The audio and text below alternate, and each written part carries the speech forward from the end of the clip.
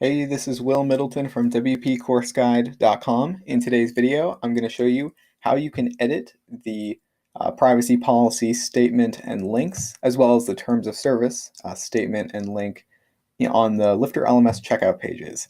So, as you can see here, it says your personal data will be used to process your enrollment. And so you may want to change what this says and or the link to your privacy policy page. And how you can do that is by heading to the WP admin. You can head to the LifterLMS settings. Then from here, we can head to accounts.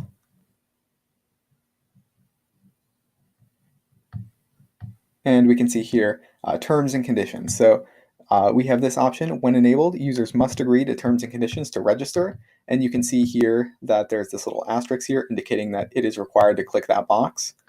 And then you can see here the text that says I've read and agreed to the terms. We can change that right here.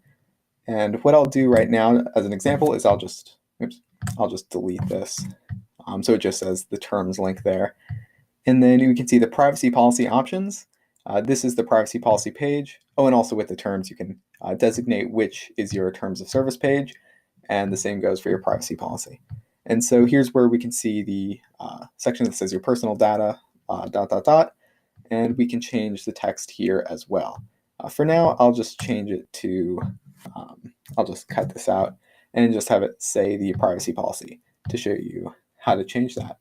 So I'll save the settings here and I'll reload this page, and all that should be there is the two links. There we go. So you can put in whatever text you'd like there, but that's how you can change the privacy policy and terms of service settings on the LifterLMS checkout pages.